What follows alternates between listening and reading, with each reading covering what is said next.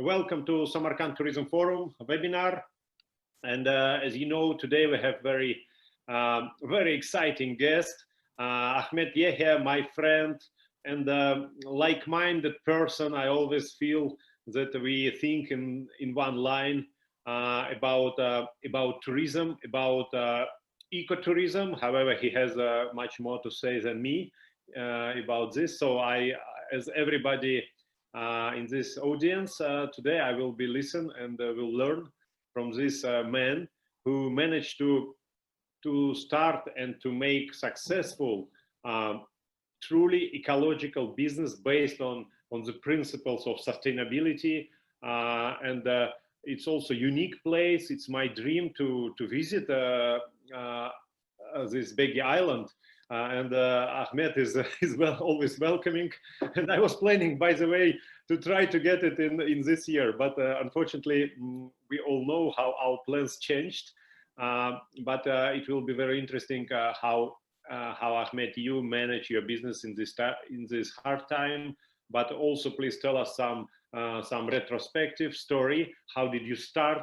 Because there is a lot of hype about ecotourism in tourism sphere, especially now. Many predict that only tourism, like sustainable ecotourism, will survive because people will change, behavior will change, preferences will change. So there are many predictions, many opinions now, but we are trying to keep practical eye here in Samarkand Tourism Forum.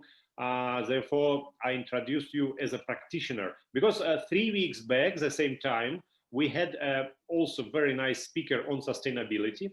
Her name is Anula Galewski. She's from Poland. And she told us a lot about, and she's, she's a prominent speaker.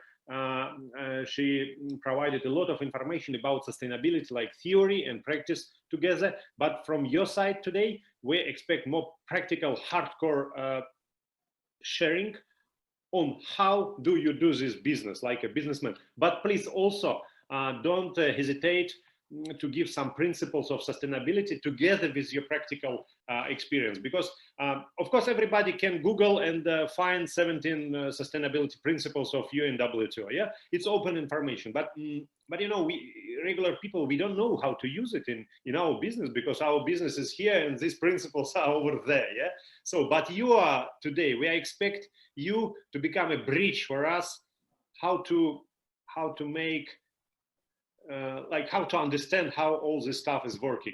So I finished my introduction.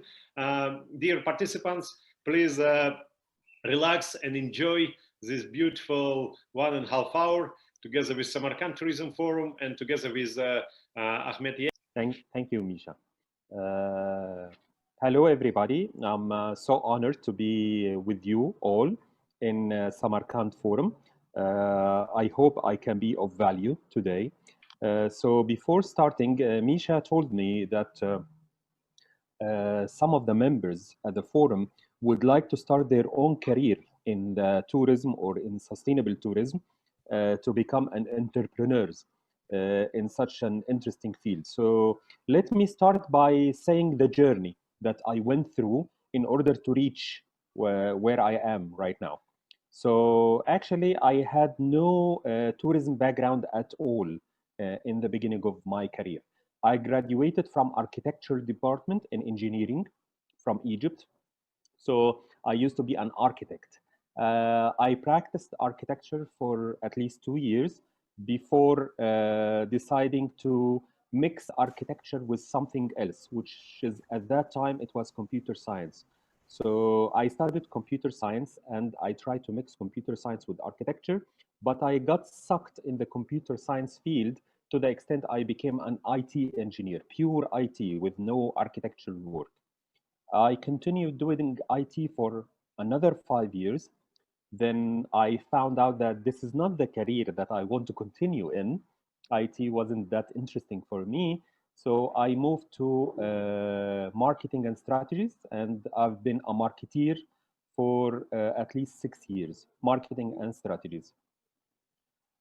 So as you notice, I've been moving between careers for a long time until I decided that I need to land to something that I really love. So I asked myself, what exactly you love doing in your life? And the answer was travel. Uh, I've been traveling inside Egypt, exploring Egypt for a long time. I started my first trip to the desert in Egypt in 2001. And desert is not a common place to visit. Usually people go to monuments, pharaohs, and the beaches on the Red Sea, but not lots of people go to the desert. When I visited the desert, I fall in love with the Egyptian desert. That was in 2001. So when I decided to open my own business in 2014, I chose this business to be in travel, and I found out that we have lots of hidden places in Egypt nobody is visiting, and my company will promote these places. We call it the untraditional destinations of Egypt. So we have tons of places like mountains, like deserts, like parts of the Nile, like parts of the Mediterranean and the Red Sea that no one knows that it does exist. So our role in 2014 is to take guests to these hidden germs and to introduce it in an eco-friendly way. But before opening my company, I had to study something that is related to tourism because I have no experience in managing a tourism business. I do have experience in travel, but not in managing tourism. So I did a master degree called Cultural Heritage Management.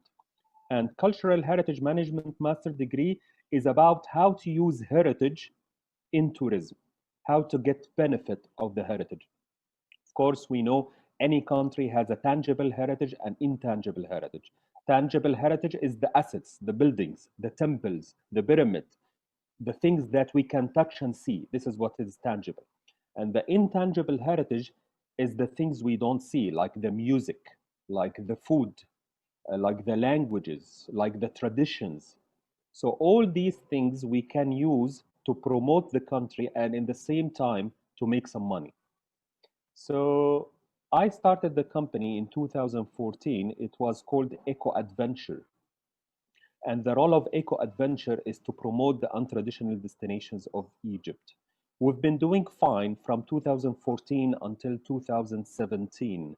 And then we had to shut down the services because of the instability in Egypt about security.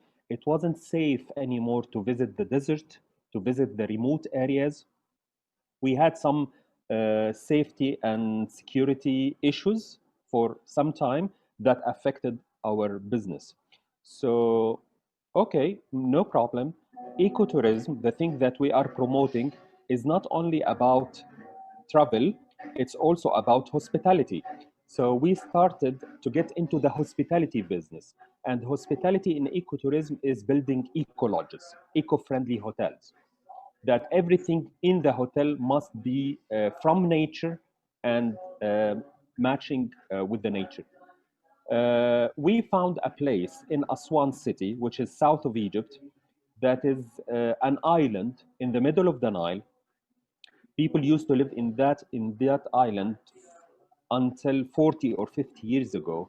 They had to leave the island because of lack of services. There is no sewage, there is no water system, there is nothing. When the families left the island, the houses unfortunately demolished or collapsed because of lack of maintenance. So when we visited the island in 2017, we found only remaining of the houses.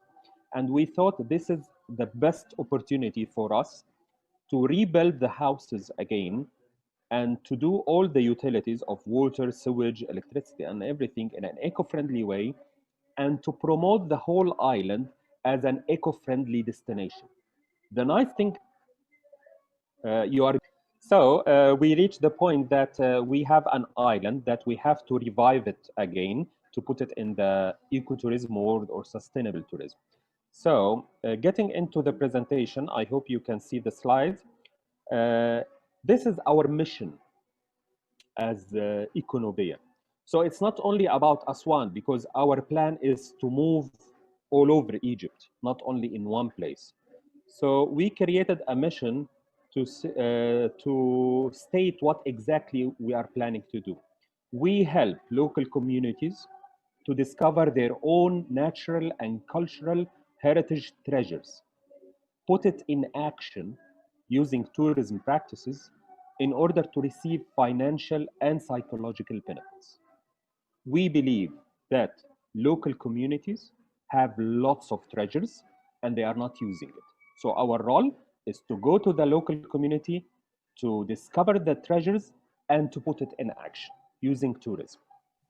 Ahmed, may I ask you a question to specify? Do you mean now your travel company, or it's about EcoNubia Lodge? EcoNubia is a company that the mandate of the company is to build ecolodges. The one in Aswan was the first one, but now we are thinking about our next ecolodge. So we will be doing lots of ecolodges in the future. Okay. So because as far as I know, there is no local community on Beggy Island, yeah? It's in. There was a local community. Yeah. I will mention how we interacted with the local community. Okay. So this is what we used to do. This is Egypt map. This is what we used to do. We used to visit every red dot in the map when we had our travel business, the eco adventure. We used to go to the desert, to the mountains, to the Nile Valley, and to the sea. When the safety and security happened, the issue, we chose a place south of Egypt with the red dot here. It's called Nubia. We chose to do our business over there. And this is what we found. An island in the middle of the Nile with houses are completely demolished. And the nice thing about the island, it's directly in front of a pharaonic temple, a very famous temple in Aswan called Philae Temple. So the position of the island is strategic, very strategic. The view is amazing, but the island needs lots of spending. So how did we found the island?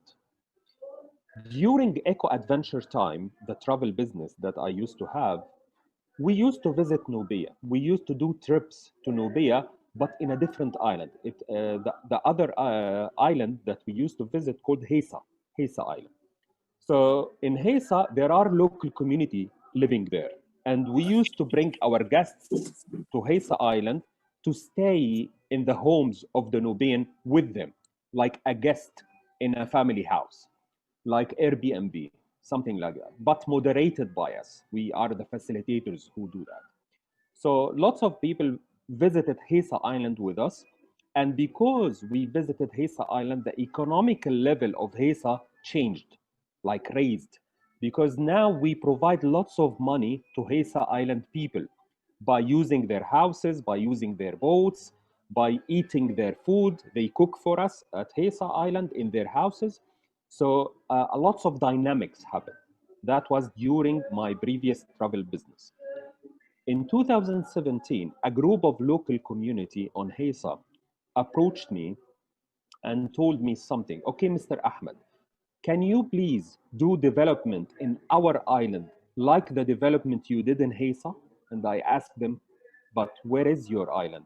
They said, it's next to Hesa. It's the one next to Hesa Island.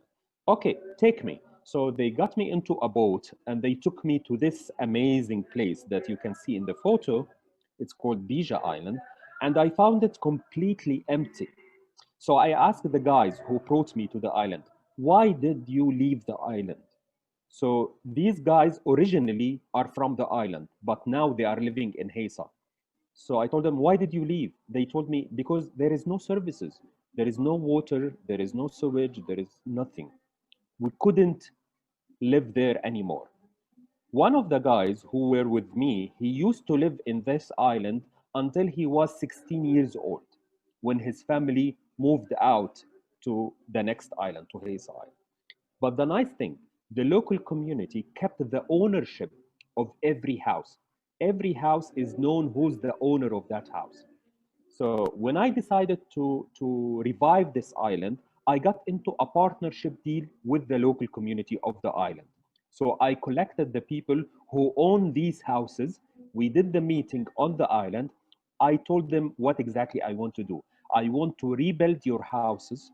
I want to do all the networks, the sewage network, the water network, the electricity. I want to do the furniture, I will do everything, and you will give me the island for 10 years. I'll put this island in the tourism map. I will bring lots of tourists to the island. They will use the houses, they will use the area. And after 10 years, I will give you all your houses back to you. And you do whatever you want with the house. If you want to live in the house, that's okay. If you want to bring tourists to the house, that's okay. It will be yours.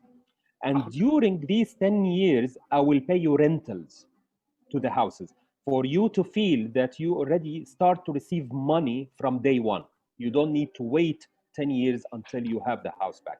Misha, you have a question. Yeah, Ahmed, are you speaking about the houses we see on the picture, or there are another communities on the island? No, I'm speaking about these houses. They are 11 houses. 11 houses. So you have 11 co-founders or like shareholders, yeah, in your business. Yes. All local people, yeah. But yes. But they are living now outside the island in Giza, yes. yeah. Okay. Yes. Thank you. Yes.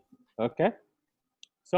So this is what we found, a treasure, hidden treasure that is nobody's using, and we decided to revive it. So during what we did, we start thinking about the type of business we are doing. Of course, we heard in the tourism business about DMC, Destination Management Company. And we thought we are not a destination management company. We don't just do management to a destination.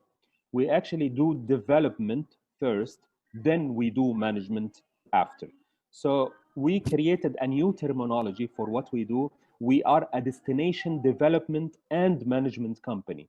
So we go to a place that is not developed, we develop it, everything in it, then we manage it for some time, and then we give it back to the local community to continue doing what they do. This shows exactly what we searched for. We searched for treasures, which is the bottom of the pyramid. Then we search for the communities who are living around that treasure. We try to provide an authentic experience, means it's not a show, it's not a play. We like guests to feel the authenticity of the local community. Then we care about the service. We do train the local community to provide a good service, a superior service to the guests. Because when we start hiring people, we hire people from the local community. Everybody on the island right now working in the project, either originally from the island or neighbors, like people from Nubia. Nobody is from Cairo, nobody is from any other place. They are all Nubians. So we had to train them because some of them didn't work in tourism before. So this is the service. Respect is part of the pyramid that we are presenting here, because when guests, when they are dealing with a 5-star hotel, is completely different when they are dealing with the local community in their area. In 5-star hotel, we train people that guest is always right, and you have to do whatever the guest wants. Guests have to leave happy and satisfied. While with the local community, there is another aspect, which is traditions. Guests have to respect the traditions of the local community in order for the local community to give him the best service.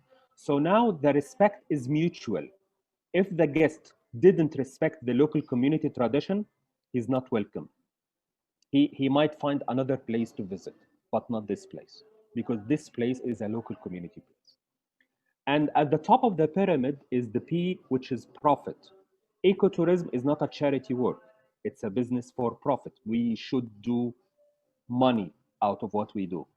And actually, this project managed to prove that doing eco-friendly hotel can be more profitable than doing a 5-star hotel. If we compared investment to investment, like if I'm investing in an eco-lodge $1 million, while it needs $100 million to invest in a 5-star hotel, the return on investment of the $1 million is better than the return on investment of $100 million, if you calculate it from a finance point of view. So actually, ecotourism pays quite well. So we created our EcoNubia in order to, and this is the island. This is part of the island right now. This is the restaurant, our Soleil Nubian restaurant. This is the edge of the island. We decided to do our restaurant on the edge where people can enjoy their food while watching the Fiala temple. Everything in the restaurant is from an eco-friendly material. The chairs and the tables are done from palm tree.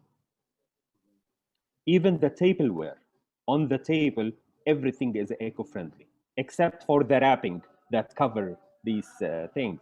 But other than that, it's an eco-friendly. And this is the view where people can enjoy the view of Fiala Temple. Ahmed, may I ask you a question here? You Sure. say it's eco-friendly materials, but where all this stuff has been done?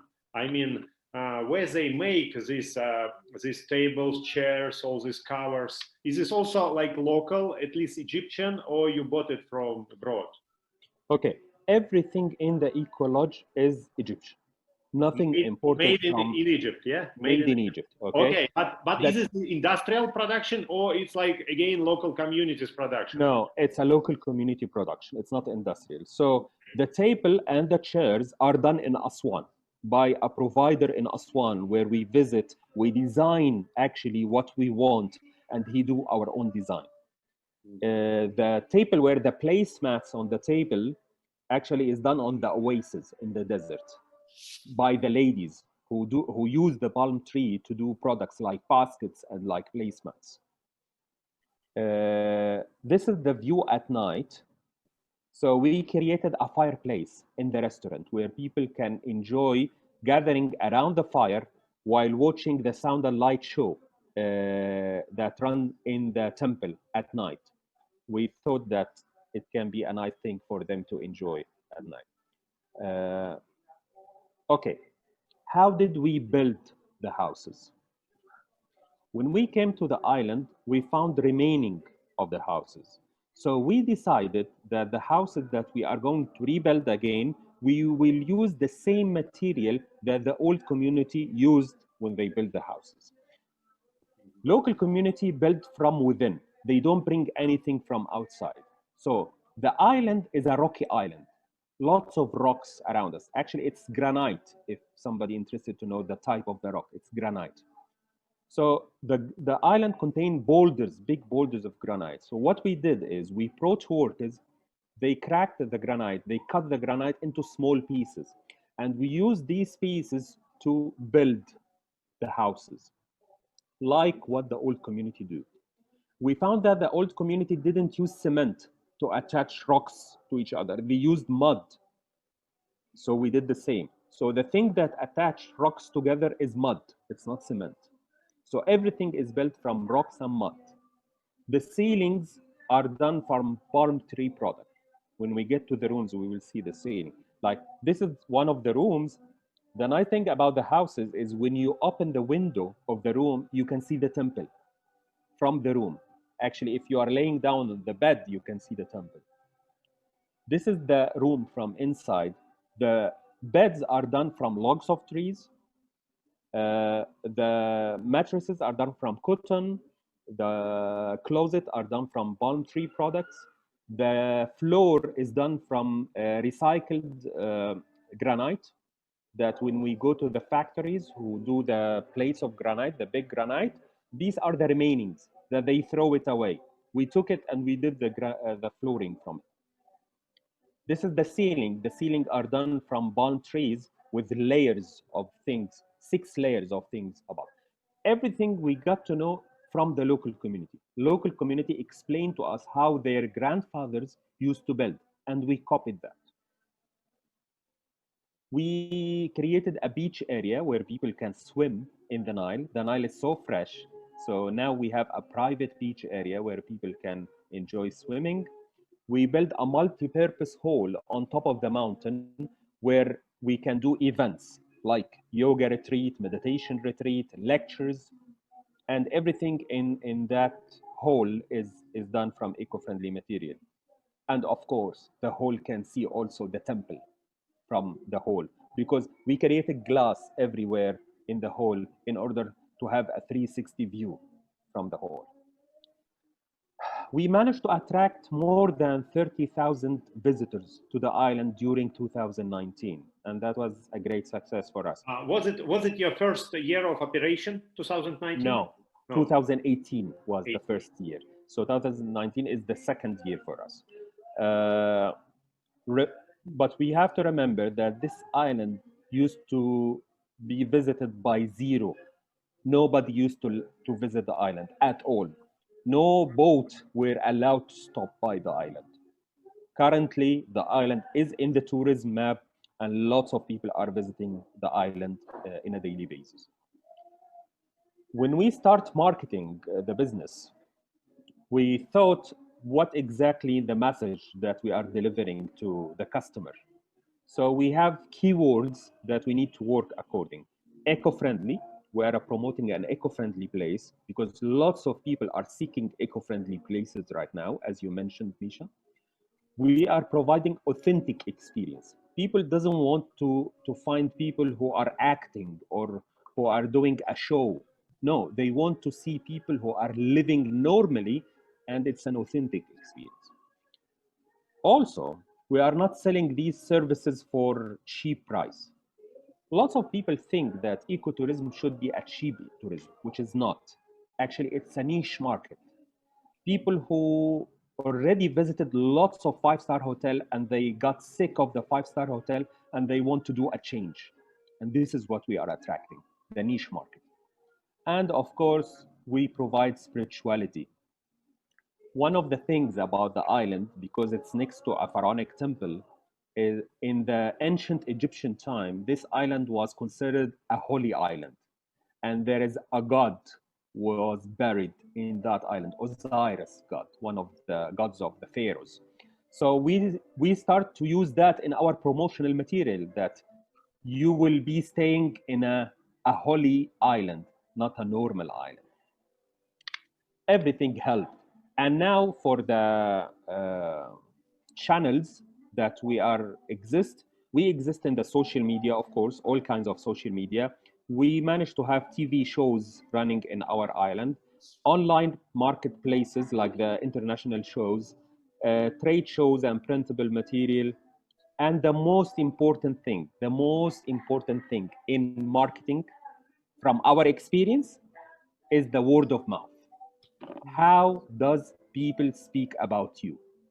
How does the visitor who already visited you would go home and speak about you?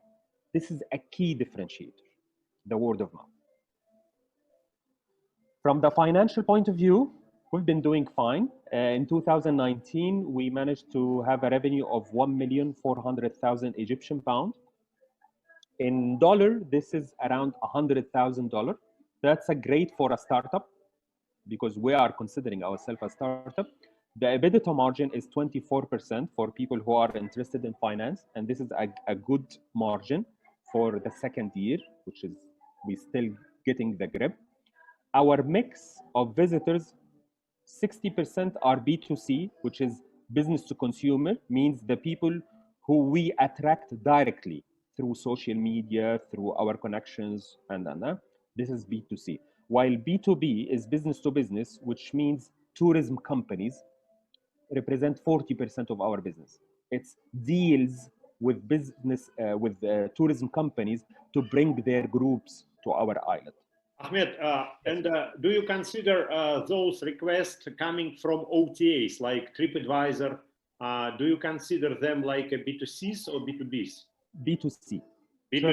So yeah, Booking.com, TripAdvisor, it's all B2C, yeah? Yeah, because we deal one-to-one with the customer. In that case, we communicate with the customer. We can handle the experience with the customer. While with the tourism companies, we don't have the upper hand in handling the experience. It's the group that comes with a tour guide. He explains things to them. He asks for them what to eat. So it's managed by the company more than us. Okay, Ahmed, I was going to ask you this question later, but maybe now it fits good to the topic. What do you think? Will the number of B2Bs increase? Because now when you read some predictions and opinions about post-COVID tourism, yes, some people say that some experts they're expecting that the number of organized tourism will grow because people are afraid of everything. They want to be secured. They want somebody to be responsible for them. So they will go more like in organized, maybe not big groups, but anyway, with somebody who is taking care of them. How do you think? Or maybe you already have some figures because I think you, as I know, you have started to work already. Yeah, you are open now. Yes. So what?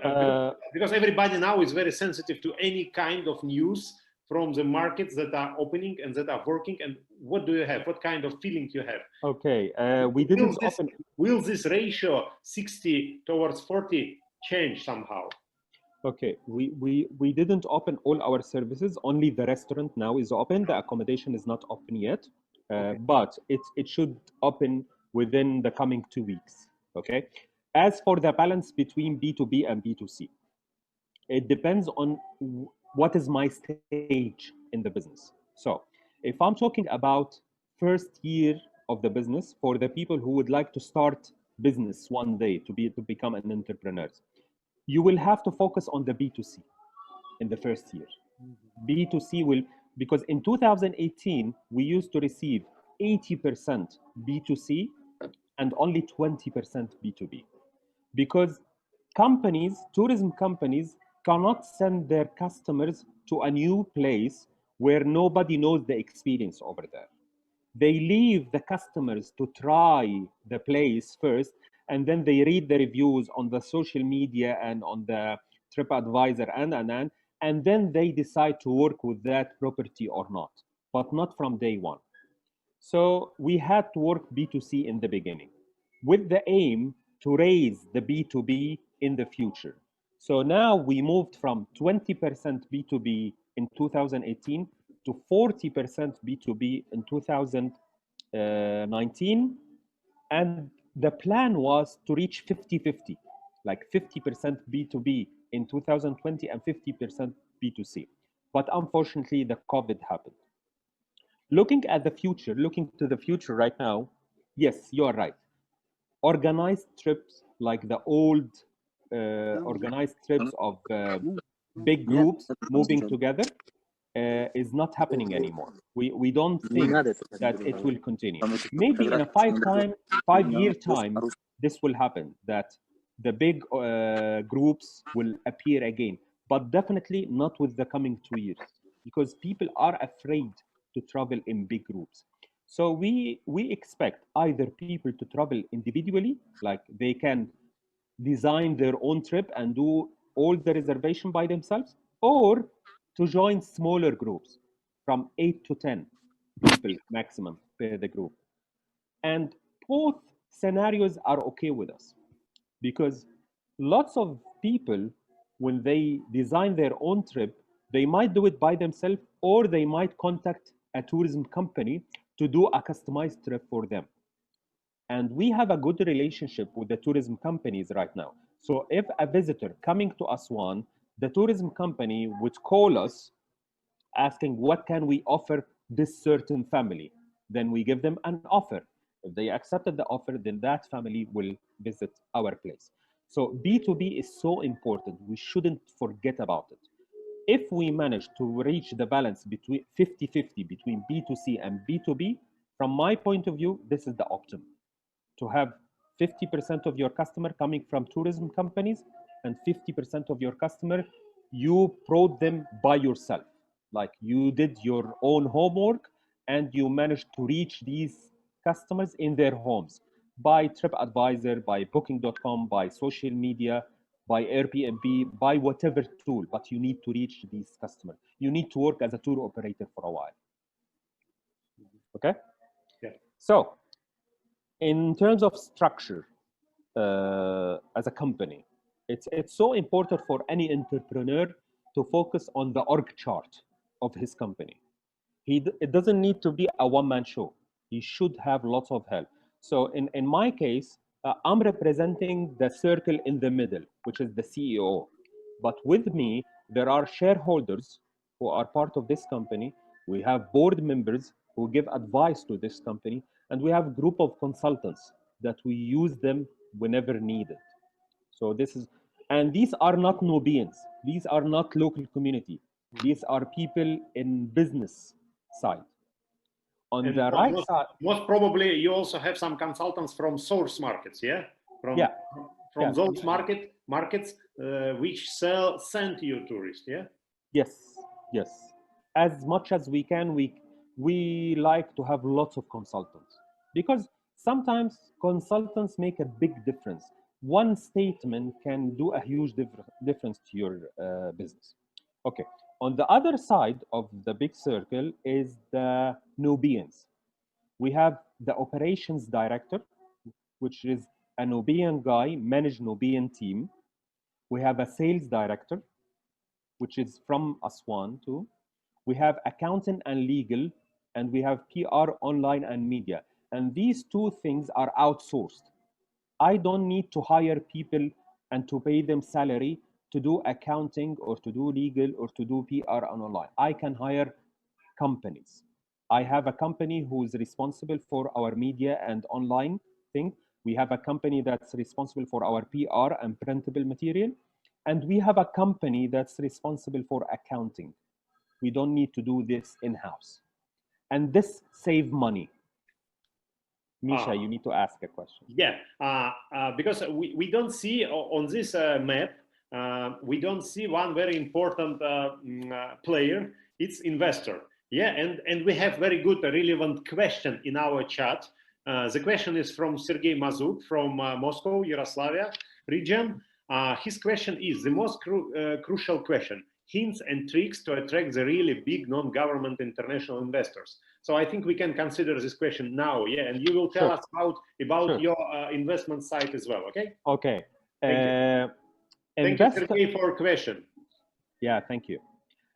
Investors actually appear in this chart, but their name here is shareholders, because shareholders are investors. And it was very interesting. How did I find my investors? So I told you about me visiting the island with the local community in the beginning and seeing the houses that are demolished. And then I developed that dream of converting this island to be an eco-resort or eco-friendly hotel. But this will need lots of money that I don't have. So what I did, because I worked in corporate companies for at least 16 years of my life, I've been working in multinational companies. So I have lots of network, lots of friends from these companies. I choose two of them to be my mentor, my business mentor. When I get stuck with any business issue, I call them and they give me advices. And mentors are everywhere. You can choose your mentor and it's for free. Usually people accept to be mentor because it developed their ego and it developed their sense of importance. So what I did at that day, I just called my mentors, the two of them. I told them I found that treasure in Nubia and I want to convert that treasure into an eco-friendly resort. Can you link me to one of your friends in your network who is interested to invest in a tourism project? And both of them, the two of them, told me, why should we search from our network? We can be part of that. So both of them offered to be my investors. They are a businessman who works in different sectors, but because of what I said, they thought that this could be an opportunity. So they asked me to do a presentation for them about my idea, what exactly I need to do. So when I went back to Cairo, I formed a presentation. I visited them in their homes and I presented my dream, like, this is what I want to do. This is the amount of investment that I'm seeking. And this is the return on investment that I'm expecting within 10 years. They liked the number. They thought these numbers are okay. If you can manage to bring these numbers, this would be great, Ahmed. So they gave me the money. and we formalized the company with shareholders. Two of them are shareholders, plus myself, plus a third entity, a fourth entity. So the four of us formed the company, and then we start pumping money into the project. Currently, before COVID, the numbers that we generated from the project exceeded all the numbers that I showed to them in the presentation when I did to them in 2017. So now they feel that such project is a profitable project. And this is why we are thinking of building our new Ecolodge, because now the Ecolodge is a good business. It gets a good money. And these guys are businessmen. They think money. They don't think eco-friendly things. They care about the investment. I'm the one who's leading the eco-friendliness and the environment and the local community, but I have to think business because of these investors. And this is another advice, Misha, for any entrepreneur or any person who would like to start his own business. You have to have partners. You have to have shareholders, even if they are not from the business, from the sector of tourism. They can be independent. They can be just people who would like to invest their money with no background. They can be silent partners. But the nice thing about shareholders or partners, they will make you set on the ground. You don't need to dream about things and to stay flying in the air with no grip on the ground. They put you in reality, like, Ahmed, we need to do money. Stop doing tweaking and stop doing things in the project. Start the project. If I didn't have these partners with me, I would say I've been building the project until today, because I have lots of dreams and I want to make everything perfect, but they are pushing me to work and to generate money. And this is what's happening right now. So yeah, investing. this is the greatest point, Ahmad, because now it's totally clear how to build eco projects. You have to build it with totally not responsible people caring about money. So, but if you have some inner flame towards sustainability, towards eco things, you will keep the balance. But they are like a drivers, yes, for you. I love your sentence that without them you would still be trying to make something something very big, Yes. for the whole Yes. planet, for the universe. Yes. And maybe fail to build anything. Yeah, Absolutely. so Yes. business people, they are pushing, they are making you to move towards the business, but still Yes. keeping 17 values of eco and sustainability. Yeah. Yes. Great. Yes. Absolutely. They are so important. I think Sergey, who asked this question, could be satisfied, because I don't know. I hope to. It's more than 120% answer. Yes. Perfect. So all this, I have just one specification. I want to specify one thing. All these three, your partners, they are like behaving like a private persons, private investors, yes. or it's companies. Yes. Private money. They are all private. Yeah. Private money. Okay. Yeah. Okay. Okay. Thank you, Ahmed. Please. Anita. Continue. So let's meet the team. This is our team who works in the restaurant. Not all of them, but some of them, because the ladies who works with us refused to get into the camera because of traditions, which we completely understand. So 6 out of our team are originally from the island. So this project managed to bring back the people of the island back to the island. So they're also shareholders and also workers in the business. Yes. And one day they will be the owners when we leave. After 10 years, they will be the owners of the project. Or maybe their kids. Okay. Sustainability goals. Our Bible of sustainability. Yeah. When I started the project in 2017, I had a chat with one of my friends who works in the UFM, Union for Mediterranean. It's an international organization that works with the Mediterranean countries. During our chat, I was telling him what exactly I'm planning to do with the project. That was in 2017, before having the project ready. And he told me, Ahmed, please have a look on something called SDGs. At that time, I didn't know what are the SDGs, Sustainable Development Goals. Mhm.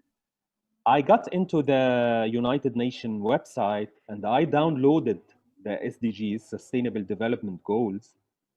And I thought, wow, this is great. If everybody in the world is working toward these goals, then my project should match some of these goals when it's ready, because we are building a project with a cause. The cause of the project is reviving an old island, providing jobs for the local community, saving the heritage of the Nubian people. When we started the project and then we start hiring Nubians and then presenting the heritage in a very interesting and nice way, and then I reviewed the goals again, we found out that we satisfy 9 out of the 17 goals, and they are the ones with the color. So we satisfy the no poverty, because just give you an example about our workers. Some of our workers, they don't have a university degree. They don't have even a school degree. And their opportunity to find a job is very hard. And this project provides them with a very decent job that bring them a very decent money that they couldn't expect. Gender equality. 3 of our workers are ladies. We didn't reach the 50-50% yet, but we are heading there. Clean water and sanitation. Of course, we are surrounded by Nile, and it's a freshwater thing. And we are trying to save it as much as we can. How we do that? We pump the water of the Nile to the top of the mountain, and we do a natural filtration for the water using gravel and sand and carbon, and then we pump the water into the project. So the people in the project use actually a Nile water that is refined with a natural process. But then comes the sewage problem. What are we going to do with the waste and the sewage? One of the PhD holders of Minya University here in Egypt suggested a project for us that we recycle our sewage. He came on board and he built the system for us that we collect all the sewage of the project into a one main pipe. We separate solid and water. The solid goes to a biogas container, and the water goes to a refinery station, 3 stages of refinery that then bring us a clean water again. And we use the clean water to irrigate the landscape. So we don't throw any water back to the Nile. We are using everything on the island. So this is why we think we satisfy the clean water and the sanitation part. Wow. And how much biogas do you produce by using your Minimum. sewage? Yeah, very small amount, because we don't have huge amount of waste. Mhm. So just a small amount of biogas. Yeah, I see. The purpose here is not producing biogas, but to Exactly. yes, Exactly. Not to throw the waste to the Nile. Or yeah. But something. anyway, I think you use biogas for cooking. Yeah. Not enough even for cooking. Mm. Not enough. Affordable and clean energy. We tried to do solar electricity on our island, but we faced the problem that most of the ecolodges faces is the expensive of the solar energy. We have to pump huge amount of capital in the beginning that will give us savings later on. But the problem is with the capital, the initial capital in the beginning. We couldn't invest in solar energy, so we had to get electricity from Fiala Temple. So Fiala Temple, the temple in front of us, have commercial electricity. We managed to bring electricity to our island from the temple. But the thing is, where does the electricity come in Aswan city? Aswan city have a famous thing over here. It's called the High Dam. It's the biggest And dam in it was Africa. built with Soviet Union help, yeah? Exactly, exactly. Many engineers were working. Exactly, exactly. And the high dam provide electricity. So part of our electricity is coming from the high dam, because the high dam is like 5 kilometers away from our island. We can see the high dam from our island, actually. And electricity provided by the high dam is a clean electricity or green electricity, because it's a waterfall. And waterfall electricity is green. So big part of our electricity actually is green, because it's coming from the high dam. So to continue the SDGs, decent work and economic growth, this is exactly what we are doing with the local community. Industry, innovation, and infrastructure. We did a unique infrastructure on the island, and we are doing innovation in the tourism sector in general. Sustainable cities and communities. We think what we do on this island is sustainable. It will live even when we leave the island. It will live, it will continue. Climate action, of course, we are reducing the CO2 amount dramatically compared to anything that was going to build on that island. Partnership for the goals, yeah, we do partnership with the UNWTO, and I'll be speaking about that, the World Tourism Organization. Yeah, Ahmed, we have another question. I think it also this question. How about the accessibility of the lodge for travelers with disabilities? Have we had any travelers like that till now? I think this is also a sensitive point, the same like gender. Very. Yeah, thank you for the question. And this is a room for improvement in our case. We are not very friendly for people with disabilities, unfortunately, because the local community, when they built their houses, they didn't think about people with disabilities. And what we did is we rebuilt the houses of the local community. We are trying to do some accessibility solutions, but we are not done yet with everything. So if people are visiting the restaurant, people with disabilities, if they are visiting the restaurant, they can get into the restaurant easily. We developed a ramp from the boat to the restaurant. But to get into the rooms is so hard. So unfortunately, people with disabilities will not be able to stay for the accommodation in the rooms. But this is a room to improve. We are trying to develop the ramp that reach the rooms in the future, but it's not ready yet. I see. I think solar panels and these devices, all these mechanics for disabled people, they belong to long-term investments, yeah, and you can't afford it now in your 10 years plan. But maybe some of your succeeders, local people, maybe they will handle one day with it. Could be. But it's so important. The disability tourism is a growing tourism. Lots of the disabled people are traveling these days before COVID, and we have to accommodate them. So we should work towards that. Okay, moving to a partnership for the goals. In 2019, in March 2019, we were invited to participate in a competition organized by the World Tourism Organization.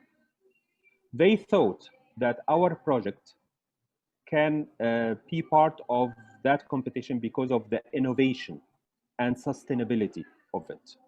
So we went to that competition. Two criteria, yeah? Yes, innovation and sustainability. So we went to that competition. We presented our project against 18 projects.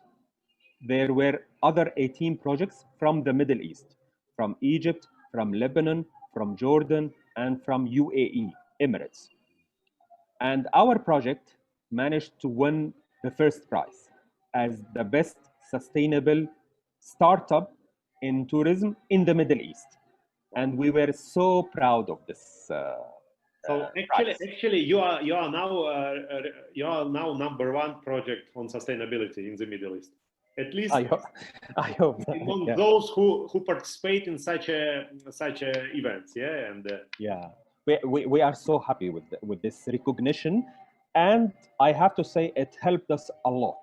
It helped us in our marketing activities, in our sales activities, in our relationship with the tourism companies, even in our relationship with the government here in Egypt. Governments start to change things because of our project. For an example, Egypt, we don't have a license for ecolodges. We have a license for hotels, 1 star, 2 star, 3 stars, 4 stars, and 5 stars. Okay. While if I'm building an ecolodge, I don't fall into any star because I'm building with rocks and mud, with the trees and palm trees. And in the Egyptian code, there is nothing that can accommodate that. So we, after winning this prize, we managed to convince Ministry of Tourism to create a new classification in our code with ecolodge.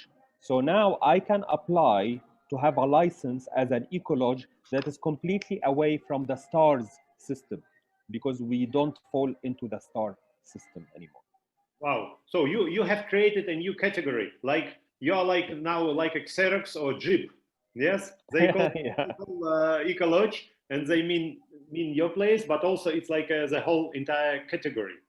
Yes, And yes, because lots of ecolodges in Egypt face the same problem that we are facing, but now the problem is solved. okay, this is very interesting point. My question is to our participants because we have people from different countries now.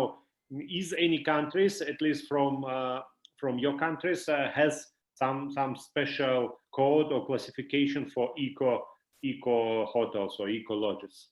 Yeah, it would be interesting to know that. Yeah. Yeah, we have people from Uzbekistan, from Russia, from India. As far as I know, one lady from Kazakhstan left us now. Yeah, but anyway, if there is okay, guys, you can share this information in chat and we can continue. Perfect. Okay, because we won the prize of the UNWTO representing Middle East, we were invited to the General Assembly of the World Tourism Organization that happened in St. Petersburg last September. And we were invited to get into the stage to speak about our project. They invited the winners of each region, the Middle East, the Latin America, the Africa, the Europe, and so on. So everybody on that stage is a winner from his region. So we were representing the Middle East. So suddenly we are speaking about EcoNubia in front of 107 ministers of tourism of 107 countries of the world. So you can imagine the exposure, like everybody suddenly knows about EcoNubia. So this is the importance of international community. You have to work with the international community because the international community, they might not give you money. It's not about money. It's about exposure. It's about getting known. It's about give you a power of recognition. So this is the importance of international community like World Tourism Organization. About that forum in St. Petersburg, are there any other ecolodges like you, or it was like a wider range of different startups in tourism? Yeah, we were the only ecolodge. Did you find similar project in some other countries like yours? No, we were the only ecolodge. The other projects were focusing about other types of solution, like mobile application, like tour operator who did something very innovative, different, but no ecology except EcoNubia. Oh, my congratulations! Yes, you are doing hard job. Thank you. So our dream now is to have many ecolodges. So our ecolodge is in south of Egypt right now, which is EcoNubia. But now we focus in copying that ecolodge in other places in Egypt. So we think about a place in Sinai, a place in Cairo, and in the desert. Not even in Egypt. We have some talk with other people to spread on the Middle East, to start doing ecolodges in the Middle East. I had a chat with the Ministry of Tourism of Oman, and they are so excited about the idea of turning old community buildings into touristic destination. And they have lots of old community buildings that nobody's using. And they thought, wow, this is an opportunity to do something out of that. So they like the business model that we did. Ahmed, are you going to are you looking for CIS countries as well, like a future potential partners for your projects, or you prefer to operate in Middle East area? CIS? No, CIS, it's Russia, post-Soviet countries, yes. Okay. Actually, Misha, you know what? When I was in the GNS last year, if you remember, of course, because we were together, I visited a gentleman who works as the tourism. I don't. It's not the Ministry of Tourism. He's responsible for tourism in Uzbekistan. I can't remember his name. I got introduced by Mustafa Abdurrahman. I remember that story. I think it was a vice prime minister, yeah? Yeah. And tourism, yeah, from the government. Yeah, and I presented our business model to him, and he presented to me the potential locations in Uzbekistan that can accommodate my criteria. He presented 4 places in Uzbekistan, and he said, if you are planning to do something, we will try to help as much as we can. So yes, I have a plan to do something in Uzbekistan one day. Wow, great! Because and I took steps already. Our participants also sent some messages that greetings from Kazakhstan. Thanks for sharing your experience, Ahmad. You should share this business model. So people already see that you are going to make scalable business model from your case. Yes, not one case. I'm so looking forward. Thank you so much, Ahmad. Thank you. That's the end of my presentation. I hope it has some value. For sure, dear participants. So it's time for any kind of questions in free atmosphere, in relax. We can speak like a friends.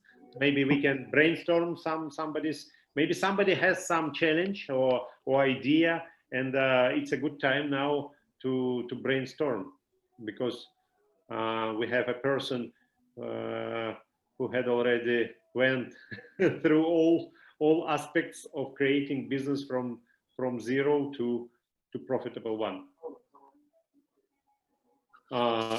Okay, we are waiting. Maybe somebody will ask some questions, and I have put 3 things that could be done like a general conclusion from all your great experience sharing.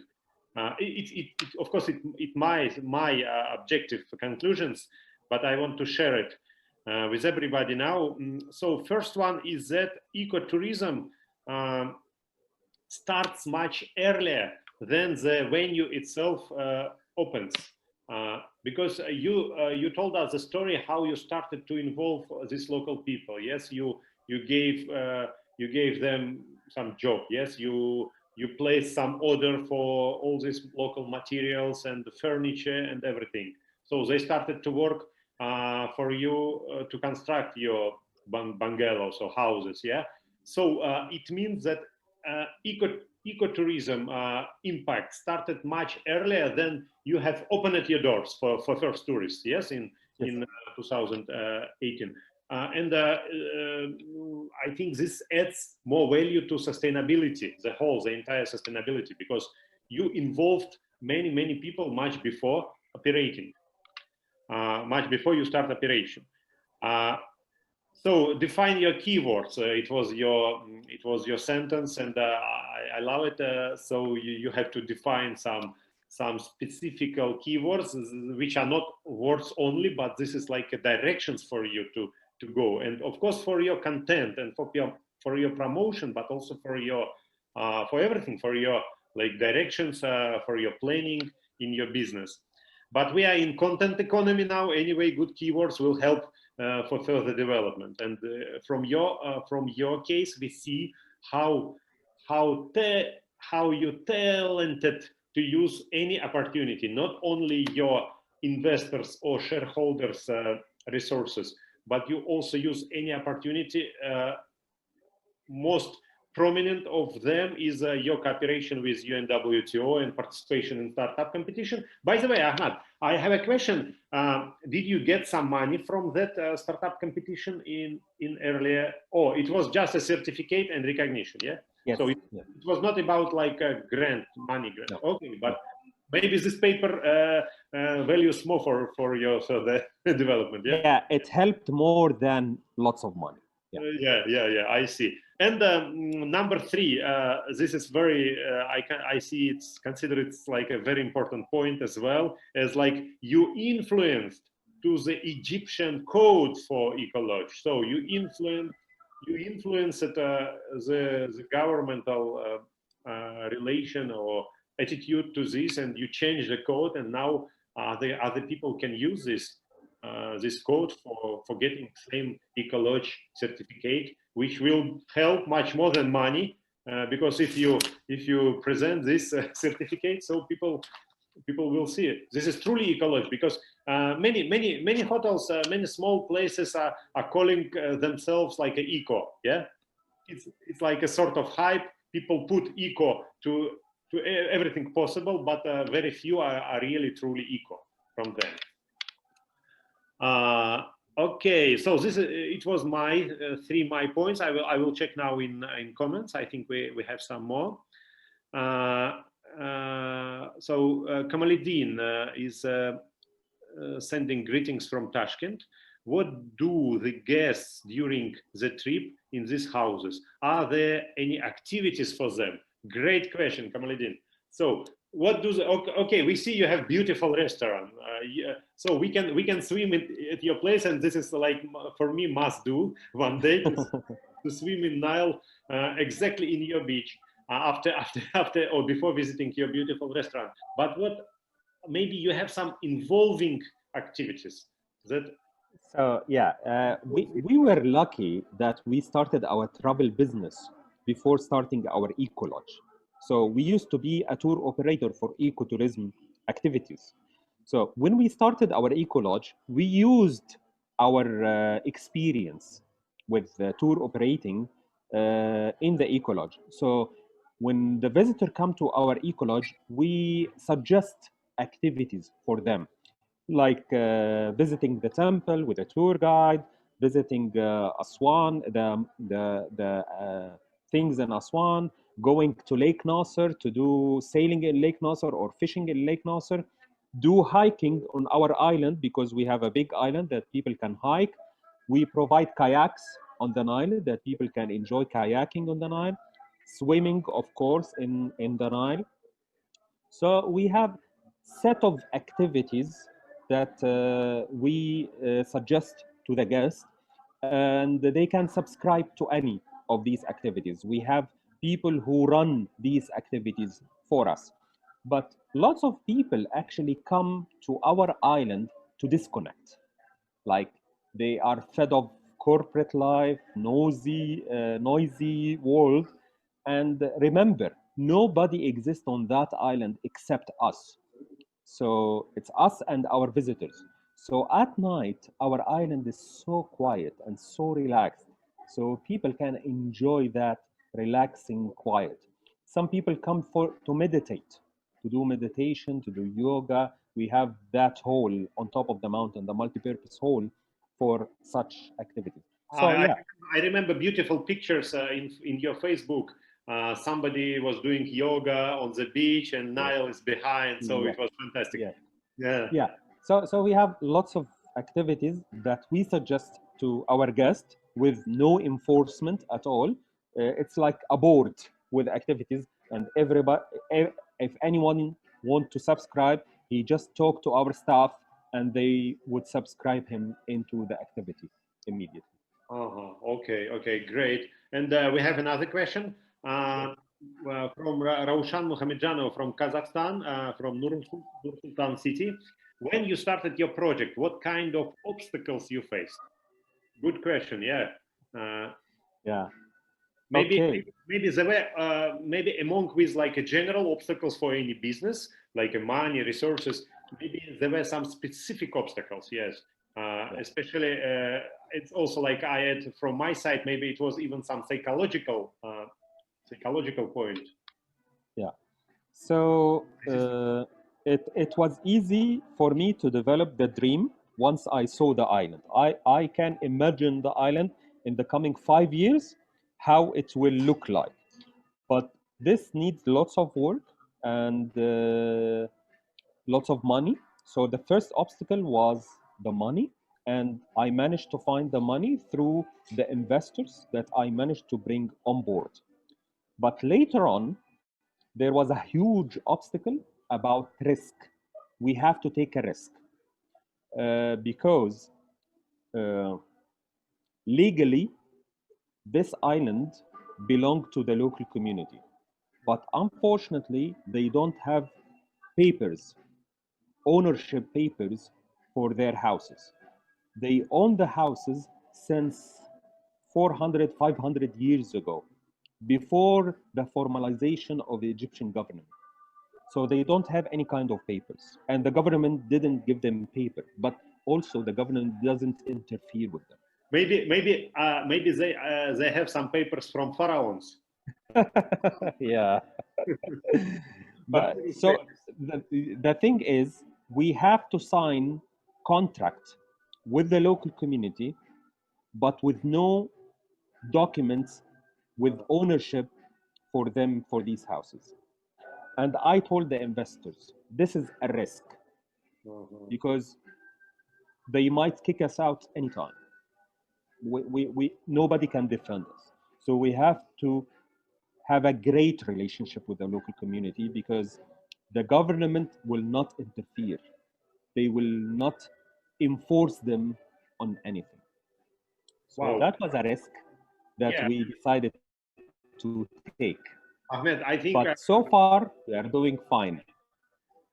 We can make very important conclusion now here that such kind of relations and negotiations and contracts are not about like a contracting, but it's more about leadership and human relations. Yes, because so you accepted all of them like shareholders, yeah, but they didn't bring you any property. Yes, so they came with zero, but informally they brought their property. Yes, but formally. So it's about relations and leadership. I see. Important conclusion. Let's go further. If you have another points, obstacles. No, this is mainly the challenges from the island point of view. Later on, we faced some challenges of how I call it, the system, the tourism system. How does tourism run in Egypt in general? So during the last 20, 30 years, the tourism companies developed a certain way of running tourism in Egypt. When I came on board with my company, I didn't like the system. Let me give you an example how things are run here. Any restaurant in a touristic area like Aswan should have two prices, a price for local and a price for foreigners. Okay, the price for local might be, let's say the meal is for 100 Egyptian pound. The price for foreigners would be 20 euros. And 20 euros means, if you convert it, means 200 Egyptian pound. When a tourism company come to the restaurant and telling them, we would like to work together, what discount are you going to give me? Then the restaurant says, I will give you 40% discount. And the tourism company is happy with that 40%.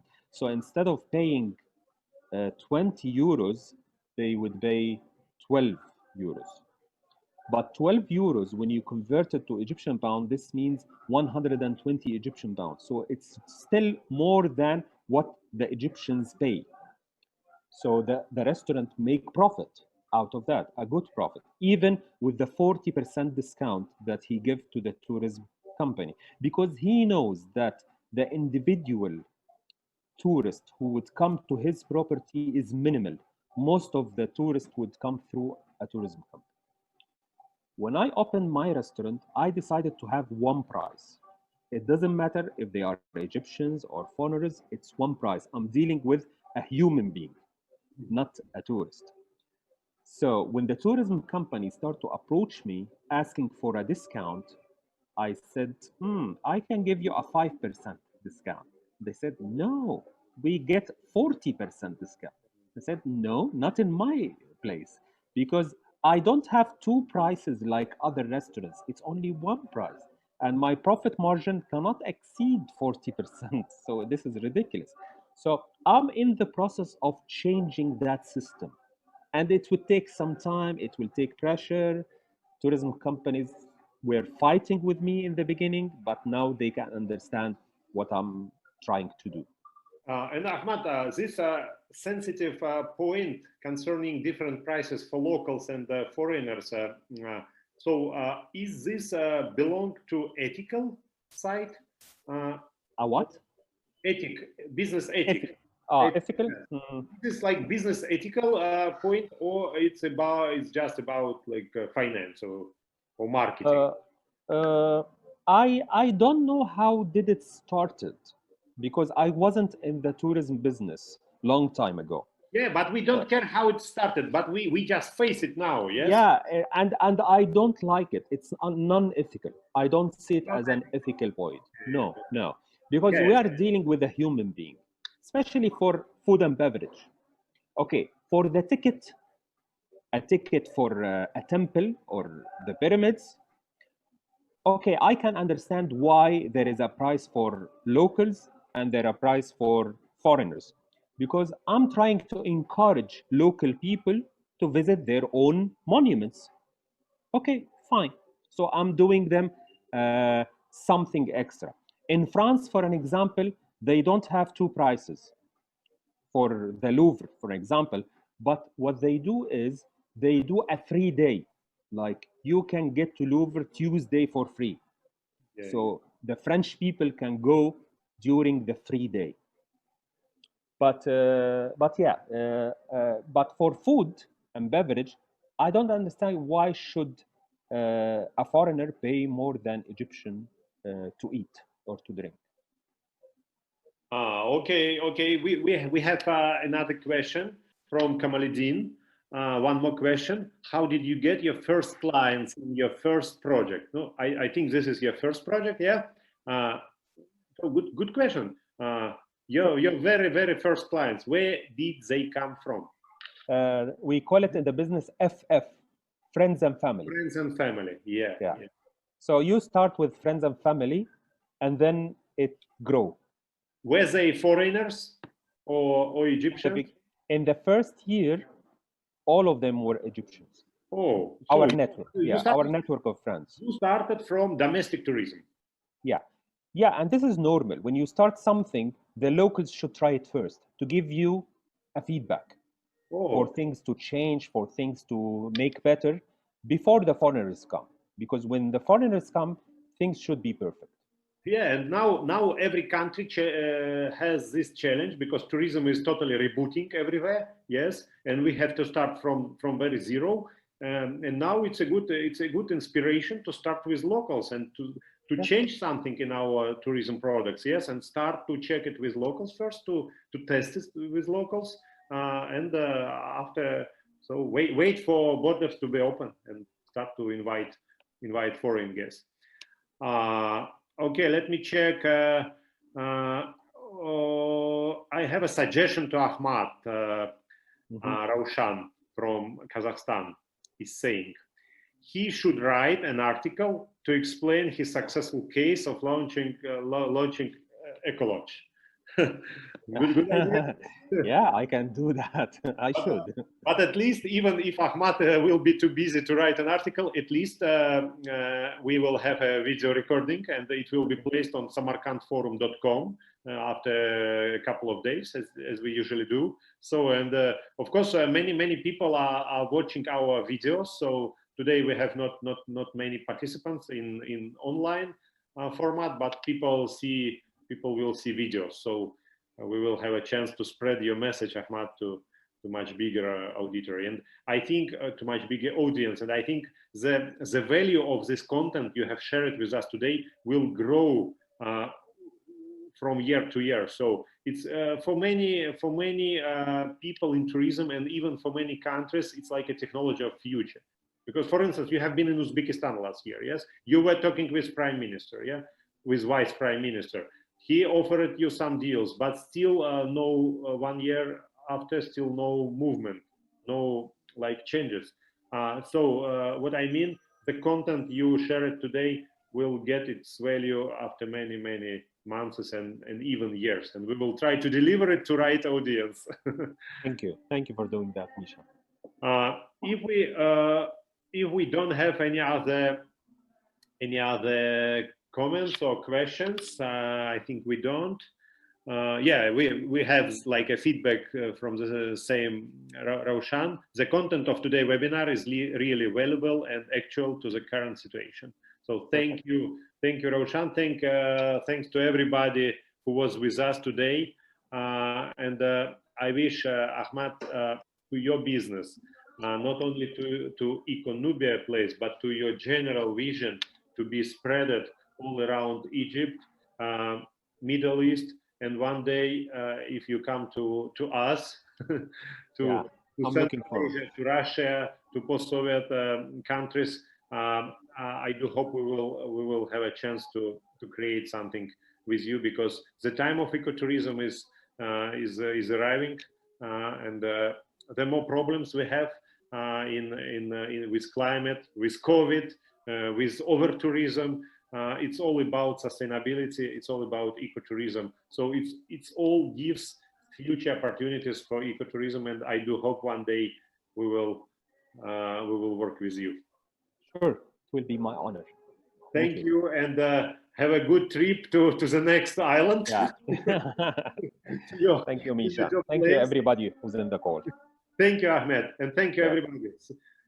So join our community, and I do hope we will see you again in some other events. Thank you. Bye. Thank you. Bye. Bye, everybody.